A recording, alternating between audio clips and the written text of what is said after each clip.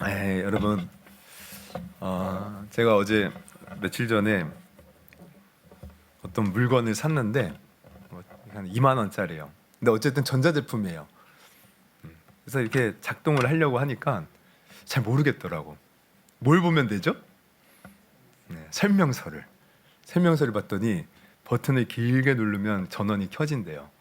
한 번을 더 누르면 온열 기능이 켜지고, 위에 플러스를 누르면 강도가 세지고 마이너스 약해지고, 그 다시 전원을 길게 누르면 꺼지고. 무슨 제품일까요? 농담이고, 하여튼 우리가 뭔가를 전자제품을 샀을 때 이거 어떻게 사용하는가 설명서를 보면 돼요. 여러분, 우리 인생의 설명서는 무엇일까요? 바로 성경입니다. 성경. 우리 인간도 하나님이 창조하셔서 하나님이 지으셨는데, 우리가 어떻게 사는 것이 바르게 사는 것인가, 어떻게 사는 것이 제대로 사는 것인가, 성경을 주신 거예요. 그래서 우리 성경 말씀 따라 살면 그게 내 인생이 바르게 사는 겁니다. 그 중에서도 특별히 십계명, 아주 명확합니다. 이 간단하고 명료한 이 말씀을 우리에게 주셔서 이 말씀대로 살아. 그럼 너가 행복한 길이고, 너가 잘 되는 길이고, 너가 복 받는 길이다. 그래서 이 십계명의 말씀은 너무나도 귀한 말씀들이에요. 하지만 우리가 이 십계명, 물론 문자적으로는 몇 자 안 되죠. 근데 이 문자적인 의미를 우리가 단순히 형식적으로 지킬 것이 아니라 하나님이 왜 이 계명을 주셨는지 그 의미를 파악하면서 우리가 생각을 해보면 정말 이렇구나, 이래서 우리가 이렇게 지켜야 되는구나, 이것을 좀 더 깊이 우리가 알 수가 있는데, 그래서 지금 오후 예배 시간에 좀 십계명에 대해서 제가 쭉 이제 설명을 해드리고 강해 설교를 하고 있는데요. 우리가 진짜 지난 시간까지 그렇죠. 지난 시간에 이미 이제 왔지만 우리가 십계명은 두 부분으로 또 나눠져요. 1계명부터 4계명. 이거는 이제 하나님 대신의 관계의 문제인 거야. 하나님을 향한 이제 우리가 어떻게 말씀을 지키며 살아야 되는가. 그래서 이 말씀대로 살면 우리가 하나님을 사랑하는 겁니다. 그리고 5계명부터 10계명까지는 대인을 향한 말씀이에요. 그러니까 사람과의 관계 속에서 우리가 어떻게 실천하며 살 것인가. 그래서 이 말씀대로 살면 그게 또 사람을 향한, 이웃을 향한 사랑을 실천하며 사는 거죠. 그러면서 중요한 것은 결국 이 말씀 따라 살면 내가 잘 되는 거예요. 할렐루야. 그래서 지금 우리가 계속 지금 이제 1, 2, 3, 4계명을 지난 시간까지 다 봤고, 또 지난 시간 오전에 우리가 5계명을 살펴봤죠. 뭐였죠 5계명이? 맞습니다. 역시 내 부모를 공경하라. 여러분 공경하셨습니까? 우리 공경은 존경과 좀 다른 의미라고 했죠. 내가 부모를 존경하지 않을 수 있어요. 하지만 내가 부모에게 은혜 받았음을 기억하고 우리는 깍듯하게 공손하게 예의를 갖춰 부모를 대우할 수 있어야 돼요. 이게 하나님이 우리에게 이제 원하시는 뜻이라는 겁니다. 어쨌든 우리가 지난 시간까지 이렇게 봤고요. 이제 오늘은 이어서 이제 제 6계명과 7계명을 좀 살펴보려고 해요. 제 6계명 뭡니까? 우리 6계명 13절 다시 한번 읽어봅니다. 시작. 살인하지 말라. 이거 살인하지 말라. 여러분 살인해 보셨나요? 살인. 우리 그 불교에 가면 살생을 하지 말라 그러죠. 제가 왜 슈바이처 박사를 존경했냐면, 슈바이처 박사는 작은 생물도 아주 생명이 있다는 것을 알고 이 생명을 귀하게 여기라는 그런 생각을 갖고 있어요. 근데 솔직히 우리는 사람에 대해서는 살인하지 않아도 여름 되면 항상 모기 살생을 하고 있습니다. 살생을 하고 있어요. 저는 파리 잡는 거 어렸을 때 취미였어요. 그래서 파리 있으면 어떻게 잡냐면 이렇게 앉아 있으면 이렇게 손으로 이렇게 잡아요. 엄청 잘 잡혀요. 그 다음에 손에 이제 들어가면은 땅에 냈다 던집니다. 그럼 탁 소리 나면서 때로는 너무 세게 치면은 내장이 터지고 혀가 나와 있어요. 그리고 막 날개가 원래 정상이 이렇게 밑으로 되는데 막 이렇게 올라가 있어요. 아니면은 막 이제 그 잡아가지고 이제 날개 잡으면 윙 돌잖아요. 그럼 다리를 하나씩 다 뽑는 거예요. 그러면서 갖고 놀고.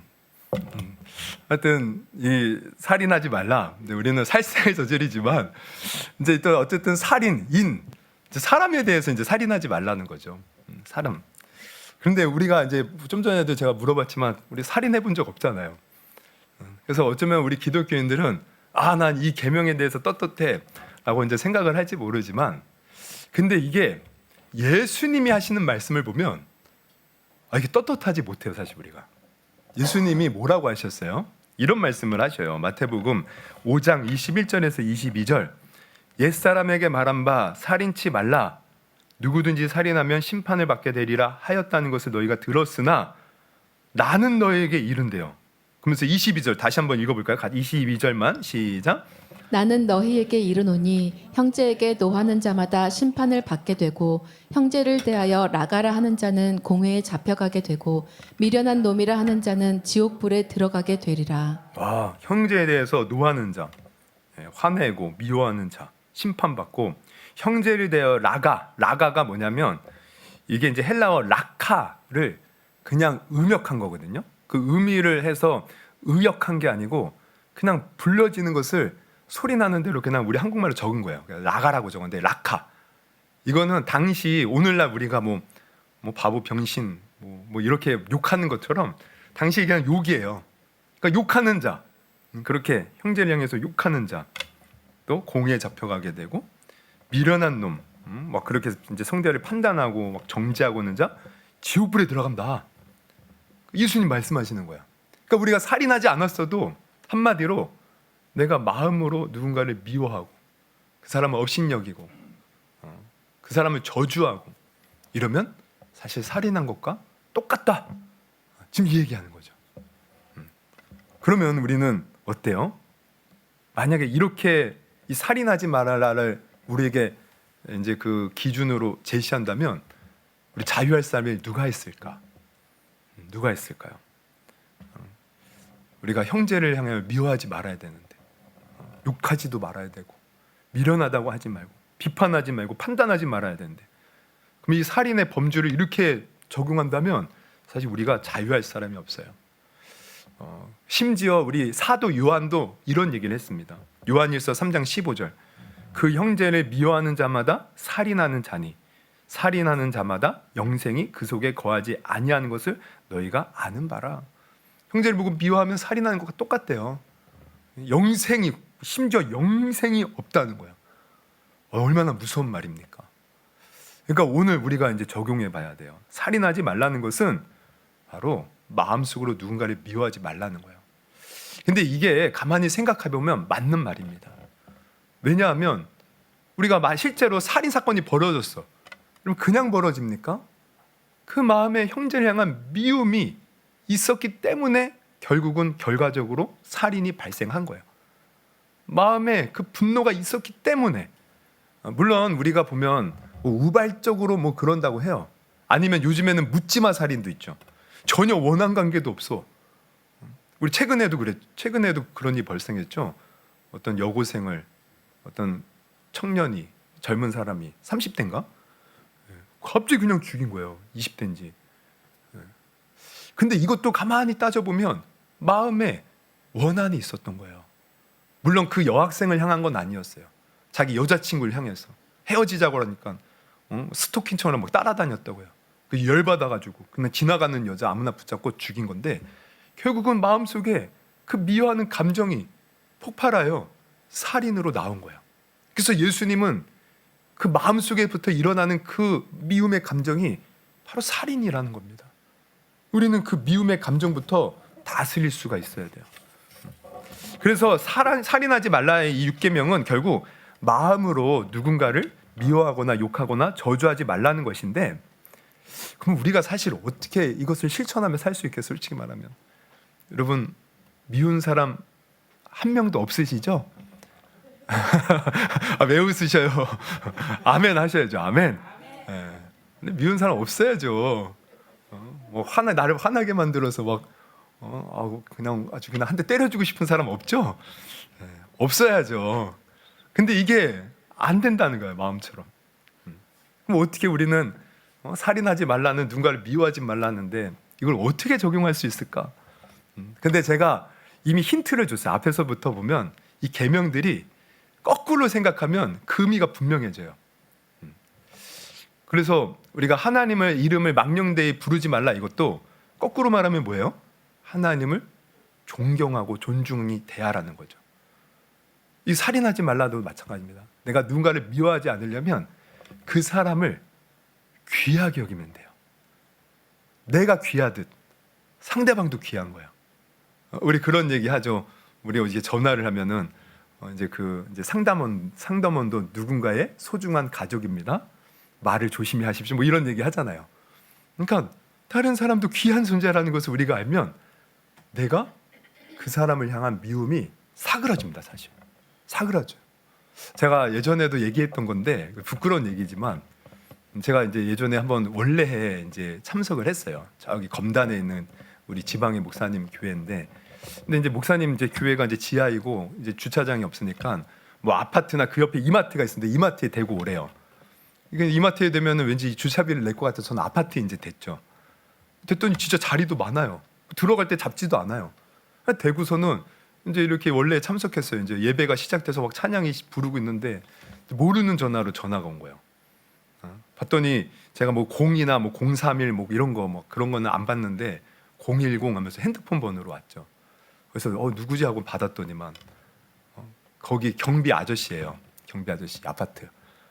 왜 여기다 불법 주차합니까? 빨리 차 빼세요. 그러더라고. 그래서 뭐 언제 봤다고 막 화를 내면서 막 얘기를 하길래 일단 갔죠. 빼라니까. 그렇게 뭐 치사하게구나. 자리도 많은데 갔는데 그분이 차 앞에서 기다리고 있어요. 제 차 앞에서.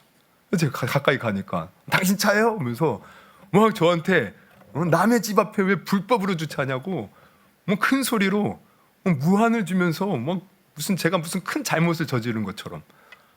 근데 너무 화가 치밀어 오르는 거야, 제 마음속에. 아니 자리가 이렇게 많은데 좀 되면 어때? 그래서 나도 막 그냥 따지고 싶더라고. 나도 막 화를 내고 싶고 막 그 마음이 막 나오는데 제가 지금 뭐 하다가 왔어요? 예배드리다 왔죠. 그래서 제가 뭐 어디 참석했어요? 우리 목사님들 모임에 참석했잖아요. 근데 내가 거기다가 같이 뭐 화를 낼 수는 없잖아요. 진짜 솔직히 진짜 멱살 잡고 싶었어요. 뭘 그렇게 따지냐고. 그리고 빼면 됐지. 뭘 그렇게 내가 잘못했다고 그렇게 큰 소리 치냐고 막. 근데 참았어요. 참고 이제 주차를 해서 이마트에 이제 대고 이제 들어왔는데 제 분이 가라앉지가 않는 거예요. 마음속에 막 열받아. 지금이라도 가서 따질까? 막 열받는 거예요. 열받는 거. 근데 어쨌든 예배를 드리는데 이제 마음속에 막 열받다가 생각을 해봤어요. 이제 그 우리 전에 담임 목사님이 항상 그 얘기를 하거든요. 내가 어디를 가면 항상 자기는 그렇게 기도한대요. 하나님이 여기에 보내신 뜻이 있겠지. 하나님 여기서 내가 하나님의 뜻을 알고 가게 해주세요. 뭐 그런 기도를 하신대요. 그게 생각난 거예요. 그래, 내가 여기 온 것도 뜻이 있고 어쩌면 저 경비 아저씨를 만난 것도 하나님의 뜻이 있지 않을까. 주님 도대체 나한테 뭘 알려주시려고 나에게 이러한 시련을 주시나요? 그러면서 이렇게 기도하는데 하나님이 갑자기 이제 깨닫게 하시는 거예요. 뭐냐면 첫째, 네가 아직 죽지 않았구나. 죽지 않았다는 거예요. 내가 죽지 않았구나. 여러분 죽은 사람 뺨을 쳐보십시오. 죽은 사람한테 야 뭐뭐 XX 막 그러면서 욕해 보십시오. 죽은 사람이 갑자기 죽었다가 살아나서 벌떡 일어나서 네가 나를 이렇게 이럽니까? 죽은 사람 말이 없어요. 네가 아직 죽지 않았구나. 죽지 않아서 그 경비 아저씨의 말에 너가 그렇게 화를 내는구나. 그리고 또 두 번째 어떤 마음을 주시냐면 너가 입장 바꿔서 생각해봐라 이러시더라고. 입장 바꿔서. 입장을 바꿔봐? 그럼 내가 이제 경비 아저씨 입장이 되어야 되잖아요. 경비 아저씨 입장이 되니까 그 마음이 이해가 되는 거야. 그러니까 이 경비 아저씨가 사실 낮에는 그 아파트가 좀 외지에 있어서 사람들이 차 타고 나가니까 텅텅 비어 있지만 또 다 차를 타고 다니기에 저녁이 되면 꽉 차겠죠. 그러면 주차 전쟁이 심할 거예요. 그러면 사람들이 왜 주차 관리 안 했냐? 그러면서 경비 아저씨를 닥달했을 거야. 경비 아저씨는 날마다 그 말을 들으면 스트레스를 받는 거죠. 그러니 한 차라도 이렇게 그냥 허투루 보낼 수가 없는 거야. 그 스트레스 받은 마음으로 내가 딱 걸린 거죠, 제 속에. 그래서 나한테 와 화를 풀었는데 입장을 바꿔 생각하니까 그 마음이 이해가 되는 거예요. 나는 이렇게 많은 자리에 되면 어때 이렇게 생각할 수 있지만 경비 아저씨 입장에서는 그게 아닌 거죠. 내가 언제 뺄지 모르잖아요, 그분은. 그리고 왜 남의 진짜 아파트에 왜 함부로 됩니까? 다른 데 되면 됐지. 이게 이해가 되는 거야. 그 경비 아저씨의 마음이 힘들었겠구나. 근데 내가 그것도 모르고 내 생각만 하고 내가 내 마음대로 다 했구나. 하나님 잘못했습니다. 아니 순간 분노의 마음이 싹 사라지는 거예요. 그 사람을 향한 축복의 기도가 나오는 거예요. 여러분, 그러니까 이게 살인하지 말라는 것은 다른 사람을 귀하게 여기는 건데, 귀하게 여기려면 우리가 어떤 마음을 가져야 되냐면 역지사지의 마음을 가져야 돼요. 즉 다른 사람의 입장에서 내가 생각해 보는 겁니다. 그럴 때 놀라운 하나님의 은혜가 더 크게 임해요. 여러분, 그 역지사지의 이 유래를 보면 이런 일화가 있어요. 중국의 한 장군이 전쟁 나가서 적장과 싸우는데 적장을 이겼습니다. 적장을 포로로 잡아왔어요. 그래서 적장을 어떻게 할까 고민을 하는데 한번 입장을 바꿔보고 생각해야겠다 이런 마음이 들더라는 거예요. 그래서 내가 적장이 되었으면 어땠을까? 그래서 이 적장을 살려줘야겠다, 풀어줬다는 거예요. 근데 나중에 이 사람이 어려움에 빠졌을 때 그 적장이 이 사람을 도와줬다는 거죠. 이게 여기에서 이제 역지사지가 나온 겁니다. 여러분, 역지사지의 마음, 이게 사실 우리가 다른 사람을 살인하지 않고 미워하지 않고 존중하며 살아갈 수 있는 길이에요. 할렐루야. 그래서 이 살인하지 말라, 이건 미워하지 말라는 건데 이것은 존중하며 살아야 된다. 근데 우리의 삶을 보면 우리가 남을 그렇게 입장 바꿔 생각하고 존중하면서 삽니까? 우리 그러지 못하며 살 때가 너무 많이 있음을 보게 돼요. 예를 들면 말로써 우리는 너무 그냥 내 입장만 생각해서 다른 사람에게 상처 주는 일들이 많이 있어요. 여러분, 이것은 바로 살인입니다. 그리고 우리가 자식들에게도 그런 거 있죠. 종로에서 뺨 맞고 한강에서 푼다. 사실 부모 이렇게 가끔씩 보면 부모들이 밖에서 스트레스 받은 것을 연약한 자녀들에게 푸는 경우가 있어요. 그것도 살인하는 겁니다, 사실. 얼마나 자녀들이 상처가 되겠어요. 또 우리가 인터넷에 보면 댓글 논란이 있잖아요. 댓글 익명으로 쓰다 보니까 막 험한 말을 막 하는 거. 옛날에 보면 진짜, 지금은 이제 조금만 비방 섞인 말, 뭐 좀 욕설 섞인 말하면 이렇게 이제 그게 뭐 삭제되거나 이렇게 이렇게 단어가 사라져요. 제가 그래서 어떻게 알지 이거를? 하여튼 제가 뭐 이렇게 심한 욕설을 안 써도 뭔가 하여튼 잘못된 댓글을 달면 이게 돼요. 근데 옛날에는 되게 심했죠. 우리가 뭐 그렇게 익명으로 댓글을 단다. 이것도 어떻게 보면 살인입니다. 왜? 내 입장만 생각하는 거예요. 다른 사람이 마음에 상처받든 죽든 상관없는 거죠. 또 비양심적인 행동으로 살인을 저지르는 경우도 많이 있어요. 이를테면 불량식품을 만드는 것도 사실 사람을 죽이는 짓이에요. 식품의 유통기한을 변조하거나 부실 시공을 하는 것도, 강과 공기를 오염시키는 것, 사실 다 살인 행위입니다. 또 농부가 농약을 과다하게 살포하는 것, 이것도 다 살인하는 거예요. 내 입장만 생각하고 내 이득만 취하고 다른 사람이 해를 받든 안 받든 그렇게 살아가는 것. 그러니까 이것들의 다 공통점은 뭐냐면 다른 사람을 귀하게 여기지 않는 거예요. 입장 바꿔 생각하지 않고 끊임없이 내 것만, 나만 잘 되면 된다는 식, 이게 바 살인이라는 겁니다. 여러분, 그러므로 우리가 살인하지 말라, 이거 생각하십시오. 다른 사람을 귀하게 여겨야 되는구나, 귀하게 여겨야 되는구나. 여러분, 한번 옆 사람 인사해 볼까요? 우리 살인하지 맙시다. 다른 사람을 귀하게 여깁시다. 네. 그래서 여러분, 우리가 다른 사람을 귀하게 여기면 이게 곧 어떻게 되냐? 부메랑처럼 내게 돌아와요. 예수님이 말씀하셨어요. 마태복음 7장 12절에 보면 그러므로 무엇이든지 남에게 대접을 받고자 하는 대로 너희가 남을 대접하라. 이것이 율법이요 선지자니라. 그러니까 하나님이 주신 율법은 뭐냐면 다른 사람을 존중하라는 거예요. 사실은 이게 율법에 담긴 정신입니다. 이 율법이 제가 지난번에 그 출애굽기를 좀 공부한 적이 있거든요. 근데 보니까 하나님이 주신 율법에 담긴 정신이 약한 자를 보호해요. 그때 당시 고대의 법은 그렇지 않아요. 왕권을 강화시키고 뭔가 이렇게 힘 있는 사람들을 위한 것들.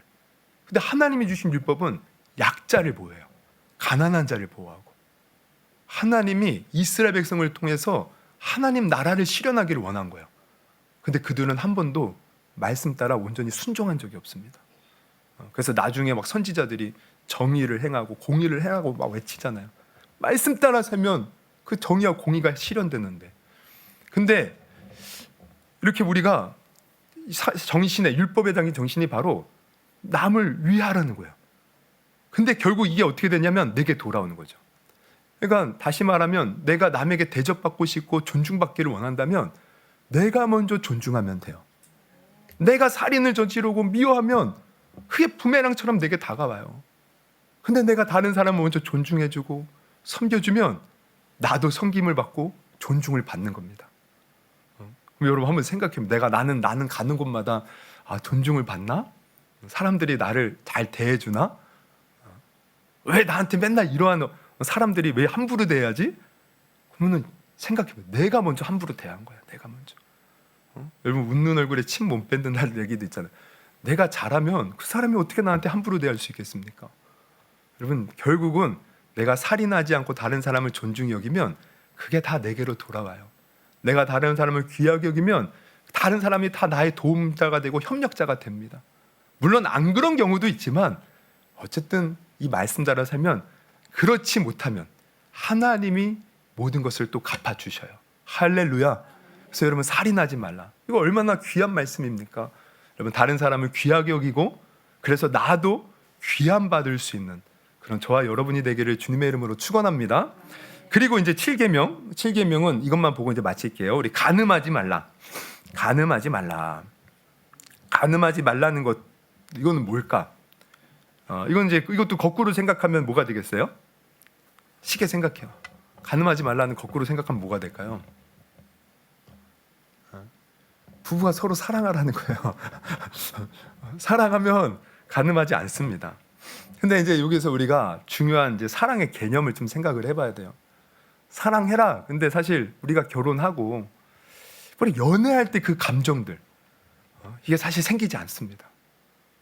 이게 연애할 때 그 달콤한 감정은요 유효 기간이 한 1년 6개월밖에 안 된대요. 그럼 이제 결혼을 했는데 그 애틋한 감정, 그 뜨거웠던 감정이 다 사라져 버렸어. 그 보이는 것은 그 사람의 단점밖에 안 보여. 그 사람이 이런 모습이 있었어? 예전에 안 그랬는데 내가 속았구나. 속아서 결혼했구나. 이제 이러는 거죠. 그래서 이제 나는 사랑이 식었어. 이 사람 이제 싫어. 뭐 이러면서 이제 우리가 그러기도 하는데 이런 우리가 사랑의 감정만 따지면 이거는 어린아이와 같은 사랑이죠. 사실 성경에서도 우리가 서로 사랑하라 했는데 이거는 우리가 감정적으로 다가가면 나 저 사람 사랑할 수 없거든요. 왜? 미워하는 감정만 생겨. 꼴 보기도 싫어. 어떻게 사랑합니까? 근데 이게 감정으로 다가가면 사랑할 수 없지만 성경에서 말하는 사랑은 사실 책임을 다하는 거예요. 그래서 이 감정이 없어도 우리는 책임을 다함으로 사랑을 실천할 수 있어요. 책임을 다함으로. 그러니까 성도들 간에도 마찬가지예요. 내 마음은 그 사람이 미워. 근데 책임을 봐요. 그럼에도 불구하고 내가 하나님 말씀 따라 저 사람을 섬길 책임이 있다. 저 사람이 잘 되기를 바랄 책임이 있다. 그렇게 다가가면 물론 마음은 밉지만 나는 사랑을 실천할 수 있는 겁니다. 그러니까 이게 부부의 관계도 마찬가지예요. 우리가 부부로서의 책임을 다하는 것, 이게 가늠하지 않는 거야. 부부가 처음에 결혼할 때 어떻게 결혼해요? 우리 서약을 하잖아요. 서약. 그러니까 결혼이라는 것은 이게 혼, 그러니까 서약을 하면서 합쳐지는 거예요. 약속을 하는 거예요. 서약은 언약을 맺는 거잖아요. 뭐라고 우리 서약서 다 쓰지 않았습니까? 옛날에 뭐 머리가 팥뿌리가 될 때까지 이 사람만 오로지 사랑하고 기쁘나 슬프나 함께 나누며 내가 그렇게 살겠어 서약하잖아요. 그럼 약속한 그것에 책임을 다하는 것, 이게 사랑하는 것이고 거꾸로 말하면 이게 간음하지 않는 것이에요. 책임을 다하는 것. 여러분 책임을 다하십시오. 내가 서약을 했다면 이게 하나님이 우리에게 바라시는 거예요. 근데 자꾸 우리는 책임을 회피하려고 들고 자꾸 뭔가 아니다 싶은 생각이 들 때가 많이 있죠. 근데 그것도 가만히 우리가 그 심리를 따져보면 그런 게 있어요. 우리가 가만히 보면 우리의 삶 속에 있는 것으로 만족하지 못하는 이 마음들이 누구나 다 있습니다. 그러니까 이게 참 우리가 이제 그 파랑새라는 동화를 봐도 그런데 막 주인공들이 파랑새를 쫓아다녀. 근데 어디에 가도 없어. 파랑새가 결국 어디에 있었어요? 집에 있어. 자기 집에. 자기 현세. 그 연금술사라는 소설책도 있는데 그것도 마찬가지였어요. 금을 찾지만 결국 금은 내 삶에 있었어요. 여러분, 이미 하나님은 우리 삶에 내게 필요한 모든 것을 다 주셨습니다. 그러면 우리는 만족하며 살아야 돼요. 근데 끊임없이 우리는 불만족스러운 거예요. 아, 이거 다른 게 더 좋은 게 보이는 거예요. 아, 이거 아닌데, 이거 아닌데, 이거 아닌데. 근데 이게 사실 신앙생활에서 우리가 항상 경계해야 될 것입니다. 우리가 왜 감사치 못하고 왜 하나님의 은혜를 받고서도 그 은혜를 유지하지 못하는가? 늘 불만족. 하나님은 이미 은혜를 주셨는데 그거를 은혜로서 다가 우리가 받아들이지 못하는 거예요. 그래서 이 사도 바울은 디모데에게 뭘 얘기하냐면 자족하는 마음을 가지라고 해요. 자족하는 마음. 우리 디모데전서 6장에 보면 그러나 자족하는 마음, 그러니까 있는 것에 만족하는 마음이 있으면 경건은 큰 이익이 되느니라. 우리가 세상에 아무것도 갖고 온 것이 없음에 또한 아무것도 가지고 가지 못하리니. 맞는 말 아닙니까? 여러분, 태어날 때 우리가 가지고 온 게 뭐가 있어요? 근데 지금 여러분, 우리가 얼마나 많은 것을 가졌습니까? 물론 그것이 내 마음에 들지 않아도 그것이 있어서 내가 삶을 하루하루 살아가는 것 아니겠어요? 있어요, 이미 다. 근데 그거를 우리가 못하리니 8절 보면 우리가 먹을 것과 입을 것이 있은즉 족한 줄로 알 것이니라. 부하려 하는 자들은 시험과 올무와 여러 가지 어리석고 해로운 욕심에 떨어지나니. 그러니까 있는 것에 만족 못하고 끊임없이 뭔가를 더 가져야 돼. 막 더 가져야 돼. 이게 우리를 해로운 욕심에 떨어지게 한다는 거예요. 곧 사람으로 파멸과 멸망에 빠지게 하는 것이라. 그러면서 10절 한번 같이 한번 읽어봅니다. 시작.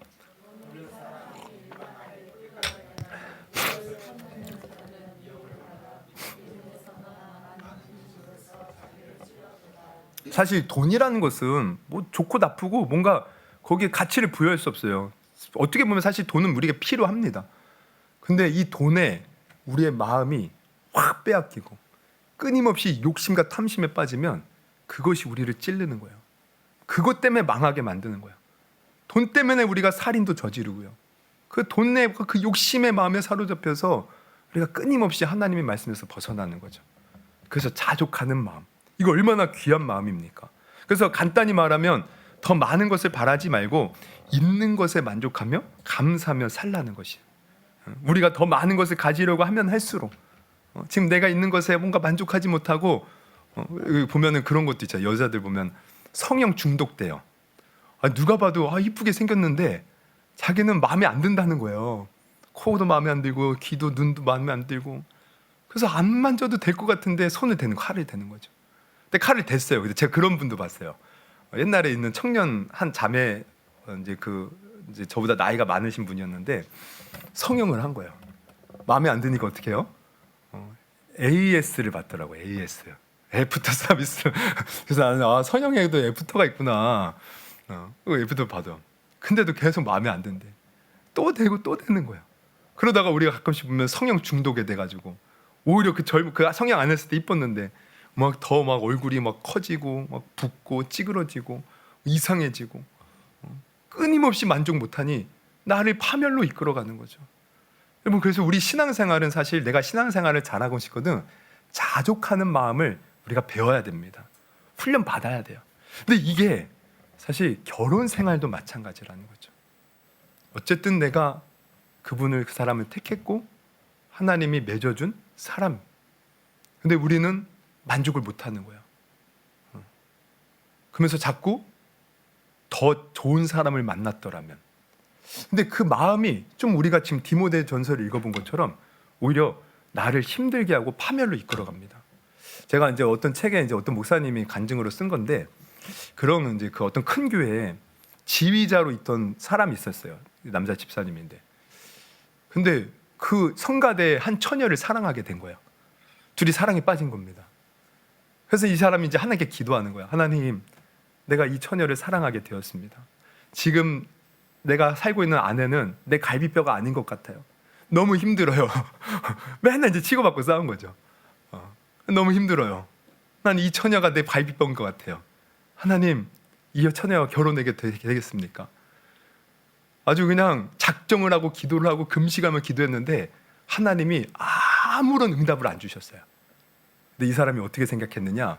응답이 없으니까 하나님도 침묵하시는 거 보니 동의하시는 게 맞군요. 자기 멋대로 해석을 하고 바로 이제 이혼을 하고 그 처녀랑 결혼을 했어요. 근데 나중에 이 사람이 땅을 치며 또 하나님께 기도하는 거예요.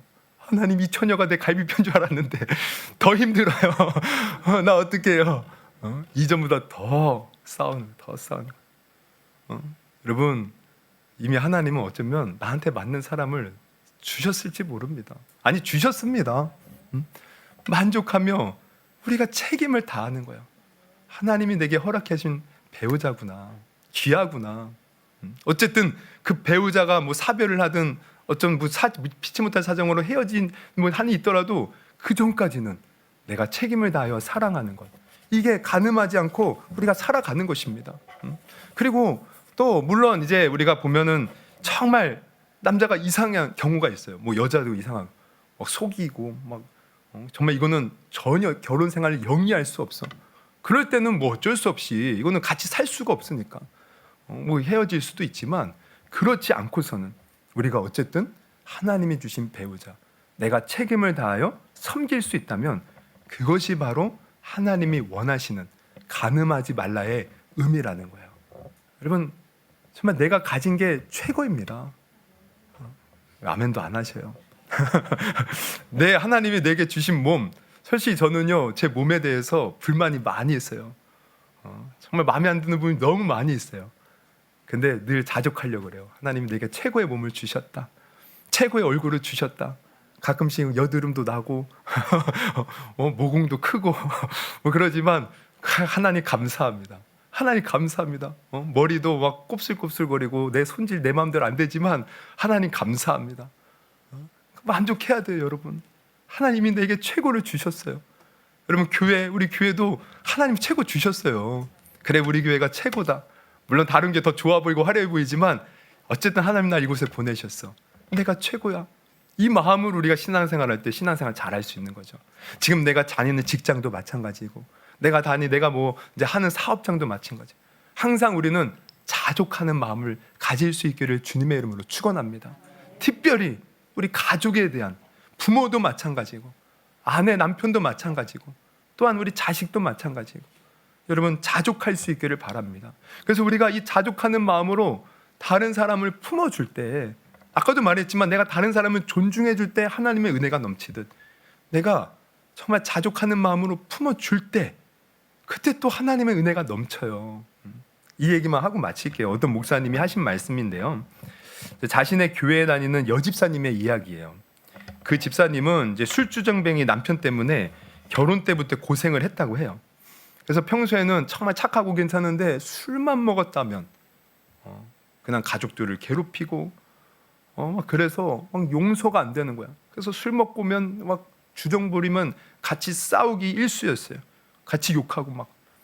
그러다가 이제 이분이 교회를 다니기 시작한 거야. 그래서 교회 다니면서 이제 은혜를 받았어요. 그러면서 자꾸 말씀 속에 그 남편을 용서해야 된다, 사랑해야 된다, 이 마음을 주는 거죠. 그래서 정말 남편을 용서해야지 마음을 먹었는데 문제는 술 먹고 오면 이게 안 되는 겁니다. 또 술 먹고 온 날이면 대판 싸우는 거야, 그냥. 그러니까 이게 너무 힘드니까 이거 어떻게 해야 되나? 어떻게 해야 되나? 하나님 어떻게 해야 됩니까? 너무 괴로운 거야. 차라리 교회 안 다녔을 때는 그냥 싸우고 나서 그냥 후련했지, 이제는 교회 다니고 은혜 받으니까 이러면 안 되는데, 사랑해야 되는데 싸우고 욕하고 너무 괴로운 거예요. 근데 그러던 어느 날, 또 그날도 어김없이 남편이 술 먹고 왔어요. 또 대판 싸웠어요. 근데 싸우고 났더니 이제는 이제 막 억울한 마음이 드는 거예요. 내 희생가 너무 처량한 거예요. 그래서 그 옆에서 하나님 앞에 하소연하듯 기도했대. 남편이 이제 골아 떨어지고, 하나님, 나 왜 이렇게 처음부터 이 결혼을 해서 이 고생을 시킵니까? 차라리 처음부터 저 인간을 만나지 않게 하시지. 나를 왜 이렇게 힘들게 하십니까? 나 이제 더 이상 못 살겠습니다. 나 이제 내일 이 사람 깨어나면 나는 이제 도장 찍을 겁니다. 그러면서 막 한참을 막 기도를 하는 거야. 근데 막 한참을 울면서 기도하는데 어느 순간부터 갑자기 어떤 마음이 드냐면 이 남편이 불쌍한 마음이 드는 거예요. 이 남편, 결혼하기 전부터 가정에서 제대로 인정받지 못해서 그렇게 어렵게 살아왔던 그 남편의 삶이 막 느껴지는 거예요. 그러면서 어쨌든 결혼해서 처자식 먹여 살리겠다고 열심히 밖에 나가서 열심히 일하는 남편, 성실하게 한 번도 술 먹고 왔지만 한 번도 일 빠지지 않고 열심히 일해서 돈 벌어다 주는 남편. 그러면서 이 남편이 불쌍하게 여겨지고 이렇게 고생했는데 자기는 지금도까지 한 번도 고맙다는 말을 해본 적이 없는 거예요. 그리고 아내며 자식이며 아빠 술 먹고 온다고 맨날 미워만 했지 아빠 편에 서본 적이 없는 거예요. 얼마나 외로울까, 얼마나 힘들까. 그래서 이제 기도가 바뀌는 거예요. 얼마나 당신 외롭게 해서 외로웠어요. 얼마나 힘들었을까. 미안해. 그러면서 이제 혼자서 미안해. 내가 잘못했어. 미안해. 이제 이게 막 터져 나온 거야. 근데 마침 남편이요. 이제 막 자다가 이제 갈증이 나서 물을 먹으려고 깬 겁니다. 근데 갑자기 옆에서 아내가 흐느끼면서 여보 내가 미안해. 내가 잘못했어. 내가 죄인이야. 뭐 이러니까 남편이 그 얘기를 듣고 남편도 감동을 받은 거야. 여보 무슨 얘기를 하는 거야. 내가 맨날 술 먹고 내가 잘못했지. 당신이 뭘 잘못했어. 내가 월급 조금 벌어온 거 그거 가지고 살림하느라 당신이 고생했지. 근데 당신이 나를 이토록 생각해 주는지 모르고 나는 내 마음만 힘들다고 괴롭다고 술만 먹고 당신을 힘들게 했지. 그러면서 둘이서요 부둥켜 안고 그날 같이 울었대요. 그리고 신기한 것은 그때부터 남편이 술을 안 먹더래요. 그리고 그 남편도 따라서 교회를 다니더래요. 여러분 뭘 얘기합니까? 물론 이 이야기는 정말 그냥 정말 천년에 한 번 있을까 말까한 이야기일 수도 있어요. 가뭄에 콩나듯 하는 이야기일 수도 있어요. 그러나 어쨌든 중요한 건 간음하지 말라, 살인하지 말라. 여기에 담긴 정신은 뭐냐면 다른 사람을 존중히 여기는 거예요. 역지사지의 마음을 가져보는 거예요. 나는 그 사람이 마음에 들지 않지만 한번 그 사람의 입장에서 생각해 보는 거예요. 그럼 그 사람은 나를 어떻게 생각할까? 나는 과연 그 사람에게 잘하는가? 저는 누군가 이제 우리 좀 죄송한 말이지만 우리 가까이에 있는 하여튼 가까이 있는 분들 막 서로 싸우고 하는 거 봤을 때 제가 많이 봐요. 그러면 항상 나쁜 얘기만 해요. 상대방에 대해서 저한테 이제 막 하소연을 해요. 누가 막 아주 나빴고 막 맨날 나한테 이렇게 대했고 막 그런 얘기만 해요. 그럼 또 이 사람 얘기 들어보면 또 이 사람은 저 사람에 대해서 맨날 안 좋은 얘기만 해. 근데 제가 듣면서 생각하는 건 이 사람들이 좀 놓치고 있구나. 물론 그 사람들이 자기에게 잘못한 것도 있지만 바꿔 생각하면 잘한 것도 있거든요. 뭔가 은혜를 준 것도 있거든요. 그건 보지 못하고 안 좋은 것만 보는 거죠. 그러니 항상 싸울 수밖에 없어요. 그러나 여러분 오늘 이 두 가지 계명, 살인하지 말라, 간음하지 말라, 여기 속에는 역지사지의 정신이 있습니다. 상대방을 존중하라는 거예요. 입장 바꿔서 생각하라는 거예요. 그리고 하나님이 주시는 그 만족의 마음을 가지고 상대방을 용서하고 사랑하라는 거죠. 책임을 다하라는 거예요.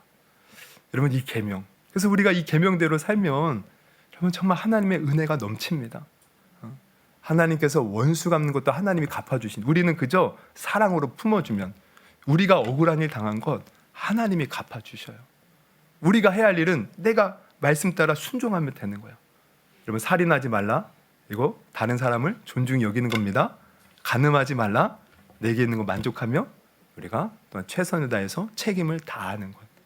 여러분 이 말씀 따라 우리가 살 때 우리의 삶이 이전보다 더 풍성한 은혜가 넘치는 복된 삶이 되기를 주님의 이름으로 축원합니다. 그리고 우리가 정말 이 계명대로 살면 우리 기독교인들이 진짜 세상의 빛과 소금 되지 않을까요? 여러분 그 은혜가 넘치기를 주님의 이름으로 축원합니다. 우리 한번 찬양하고 우리 마칠게요. 우리 넘지 못할 산이 있거든. 우리 찬양 인도자 우리 집사님께서 우리의 힘으로 할 수 없는 거 얘기를 했잖아요. 하나님께 맡기라. 근데 이것도 마찬가지. 우리가 살인하지 말라, 간음하지 말라, 이것도 가만히 생각해 보면 우리의 힘으로 할 수 없는 겁니다.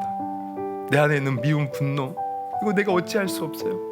그러나 우리는 알아야 돼요. 내가 그렇게 못한다고 말씀에서 벗어나면 내가 저주받는 길이에요. 내가 잘 되기 위해서는 말씀에 순종해야 되는데 내 힘으로 할 수 없죠. 그럼 하나님 의지합시다. 그래서 이 찬양 다시 부르시면서 하나님 의지하겠습니다. 하나님 내게 하나님 말씀 따라 순종하며 살 수 있는 지혜와 마음과 용기와 또 사랑의 마음을 주시옵소서. 우리 한번 기도하는 시간 갖겠습니다.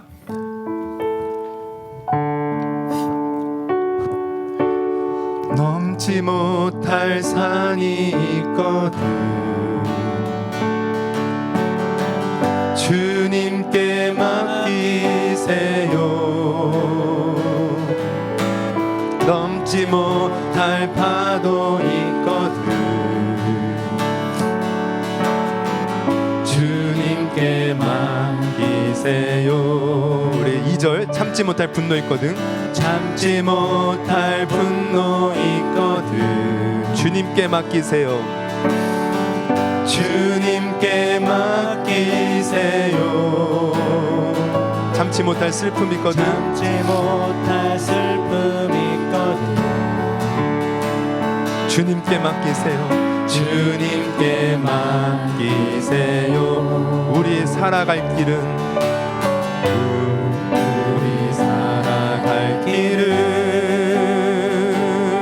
눈물의 골짜기 내 힘으론 참지 못해 내 힘으로 참지 못해 늘 느끼네. 이럴 땐 우린 누구를 의지하나요? 이럴 땐 우린 누구를 의지하나요? 주님밖에 없어요.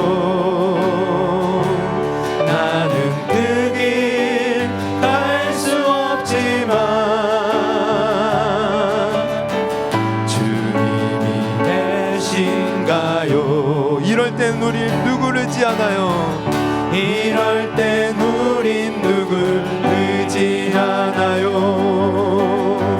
주님밖에 없어요. 나는 그 길 갈 수 없지만 그 길 갈 수 없지만 주님이 되신가요? 여러분 이 시간 기도하실 때 하나님이 살인하지 말라, 간음하지 말라 명령하셨어요. 다른 사람을 존중히 여기고 책임을 다해야 됩니다. 내 힘으로 할 수 없어요. 하나님 주님이 주시는 힘으로 주님의 명령 따라 순종하는 내가 될 수 있도록 인도하시고 그 길 따라 갈 때 하나님의 은혜와 축복을 더 풍성히 누리는 우리 모두가 되게 하여 주옵소서. 우리 들은 말씀 놓고 주여 한번 부르시고 기도합니다. 주여.